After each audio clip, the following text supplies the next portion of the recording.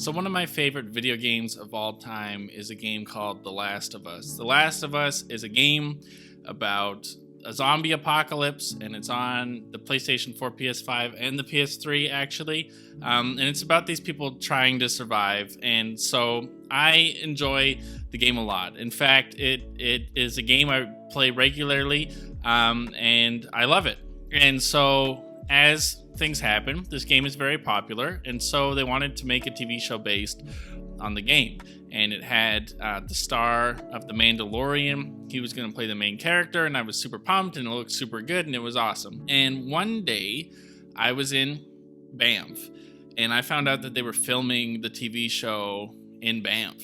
And so what happened is I kind of like Googled it quickly and was like, are they filming now? Where are they filming? Where are they?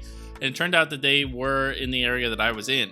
So then I set out to go and find where they were, and I did. And I went on set, and I was able to see like these crazy gates and all the different set and how they like changed the town to look like the video game. And then I also was able to sneak onto set because it was during like the high parts of COVID. Everyone was wearing a black mask who was supposed to be filming the show, and it turned out that I had a black mask. And so I put on my black mask, and I just walked in with confidence, being like, if you look like you belong, no one's gonna ask you anything. And so I walked onto set, and I was able to sit there and like watch the main characters have a scene together. And I was there for about an hour watching them on set, until eventually a security guard came to me and asked me, was like, oh, hey, like, where's your ID badge?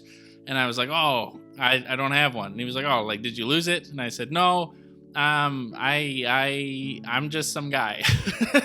To which he said, okay, you gotta leave. You're not supposed to be here. And I went, okay. And then I left. And it was great. It was awesome. And from that set and that huge wall that they were building, that was like the gates of the town, I stole this. This, to most of you, looks like nothing. It's just like a block of cut wood.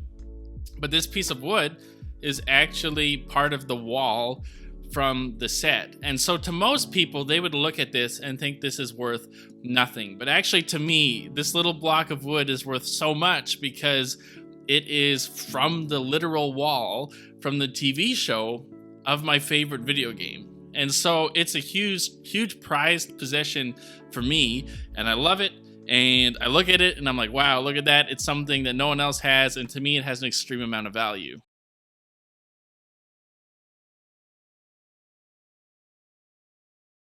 And this is often like us and Jesus. Not that Jesus sneaks on to like movie sets and takes things off of them, but in the sense that there are some things that look to be unvaluable to us that are actually very valuable to Jesus. And actually, often for ourselves, the way we see ourselves, we might not see ourselves as valuable, or we might not see others as valuable, but actually to God, they are seen as incredibly valuable. That it doesn't matter if you look at something and you're like, it doesn't seem very valuable to me. I don't really like that person, don't care for them. Or you look at yourself and you're like, I'm a mess.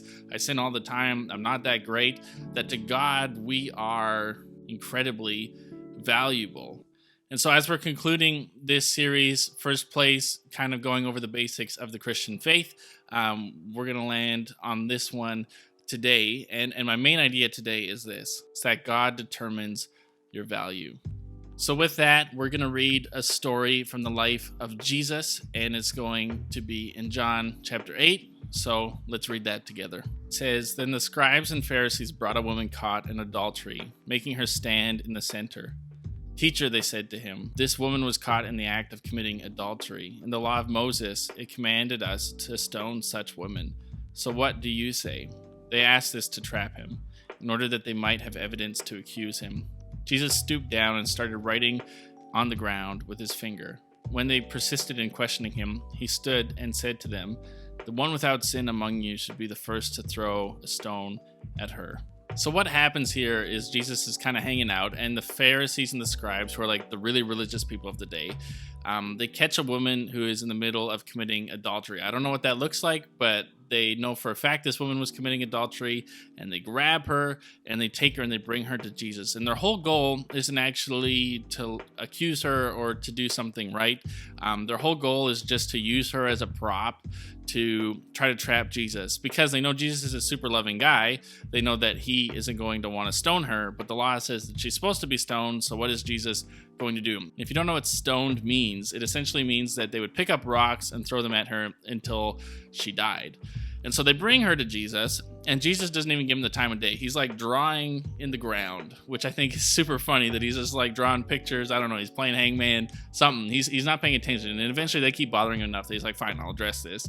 And he gets up and he says, whoever is among you that hasn't sinned, you get to throw the first stone. And then he goes back to drawing. And the thing about this is that this actually gives people pause, where Jesus doesn't want this woman to get stoned, and he also still wants to be able to like uphold the law and not be accused of not holding it. And so he's really clever in saying that, hey, whoever hasn't sinned, you guys get to throw the first stones. You can throw them at her and start this thing off. And the thing is that everybody there knows that they have sinned, and so they all kind of pause and are like, oh, well, what are we going to do now? And that's kind of Jesus's point, is that often in culture, often on ourselves, that we bring and judge people because they've sinned. We look at people's lives and we're like, man, your life's messed up, and we judge them and we cast judgment on them, being like, oh, you're like not valuable, you're not someone who's actually a good person, like I don't actually care about you, and we cut them off in our lives. And in the same way, we can actually do that to ourselves. We can look at ourselves and be like, man, I'm not valuable, I constantly mess up, I am not a perfect person, and we can bring ourselves down and judge ourselves. Or we can feel judged by others, where maybe you have people bringing you out into public and shaming you for the things you've done, the mistakes you've made, or just who you are. And Jesus' whole point here is that we as human beings have no right to do this to people. That we don't actually have a right to look at someone and judge them. Not that you can't tell right from wrong and call out things when they're wrong, but to sit there and like publicly shame someone and judge them, we have no right to do. Because Jesus' whole point is that you should recognize that you're like that yourself. That if we want to start pointing fingers, well, there's a million people who can start pointing fingers at you. And if you're someone who's pointing fingers at yourself, being like, man, I'm so messed up, I'm such a failure, I'm such a loser, I don't like who I am, or people are pointing their fingers at you, telling you, hey, here's all the mistakes you've ever made in your life, and we're going to judge you. It's helpful for us to realize that everybody who's judging us, or everybody that we look up to, is just as messed up as we are. They might not do all the exact same things that we do, but they all have sinned. All of us have sinned. Every single one of us has dropped the ball, that we are not, none of us are perfect people. And so when we look at people, we shouldn't judge them, that we should actually recognize that people who make mistakes and mess up are just as guilty as we are, that we also make mistakes and mess up. And when we feel judged by others, we need to remind ourselves that these same people who are judging us are the same people who, if we knew all their mistakes and all the things they got wrong, that we'd be able to judge them as well. And Jesus' whole point here is that we don't get to determine people's value, that you don't get to determine your own value, that actually you need to recognize that everybody is at the same level that you are. And you don't also get to determine other people's value. You don't get to look at them and be like, oh, this person is someone who's worth cutting off, canceling, doing whatever. That Jesus says, hey, recognize in yourself that you're just as messed up as them. And so with that, I want to ask you guys these questions for you to discuss in your small group. Why do you think that people often point out others' mistakes? And do you struggle with feeling judged by others for mistakes you made in your past? Why or why not?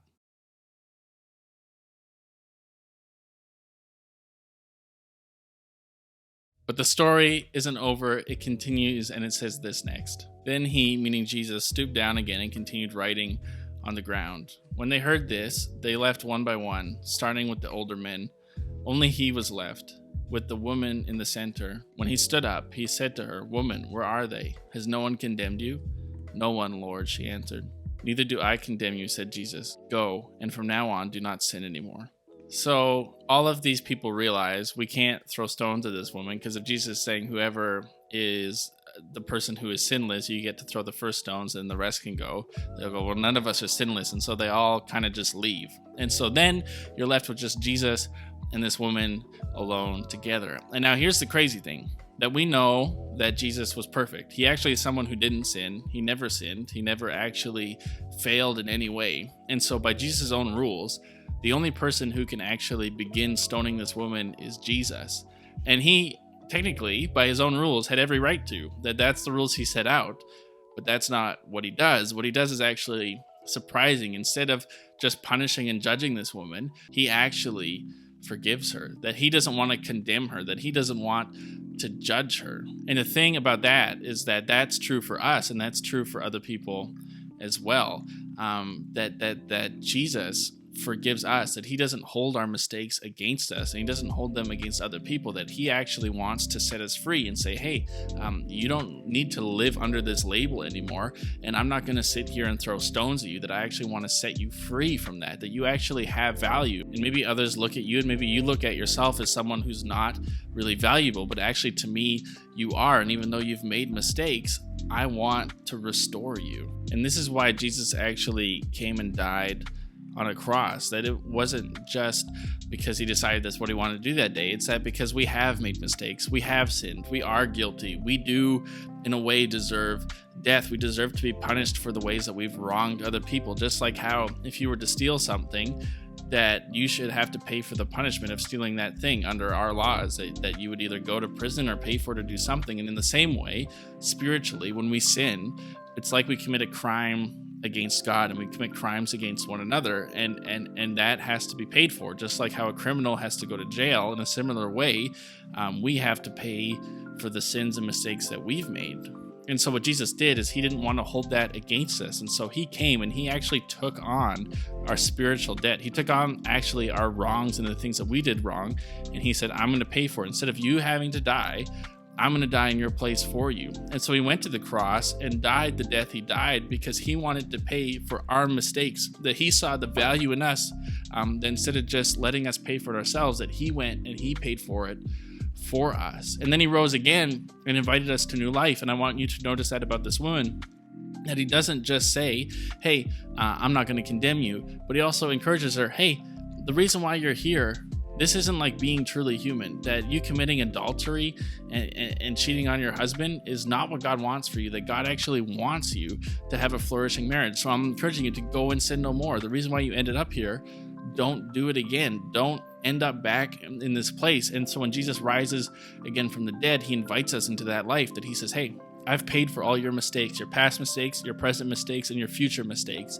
And I'm inviting you into new life, that I want you to go and sin no more, that I want you to realize that I value you, and I want you to see your own value, that you weren't made for a life like this. You weren't made to live in sin. You weren't made to constantly pull away from what it means to be truly human, but you were actually made to have a relationship with me. You were made to actually do good in the world. You were made to actually be truly human. And so I'm inviting you to come and sin no more, that you don't need to turn back to those things. You don't need to go back to the things that made you end up in this place. Instead, you can embrace a new way, and that way is following me and finding true life.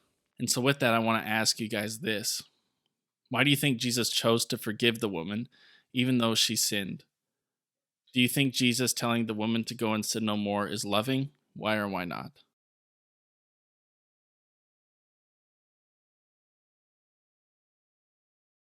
God determines your value. Just like how with this piece of wood, it's just a piece of wood, and to you it might not seem valuable, but to me it is. In the same way, God looks at us and he sees us as valuable.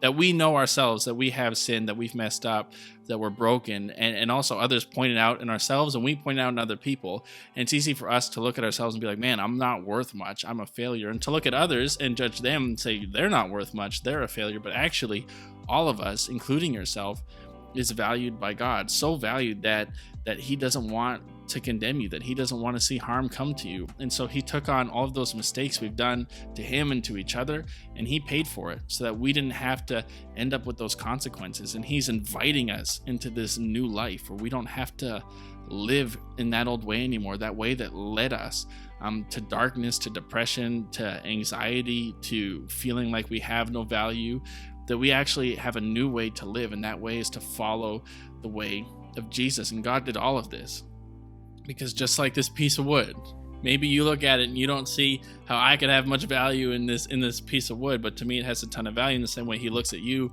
he looks at us, and he goes, you have tons of value, so much I'm willing to die for you and work with you. And that's because God determines your value. So with that, why don't you guys pray for one another, taking some prayer requests, and then once you're done, you can head to the gym, or if you're running late, go home, and we will see you guys next week.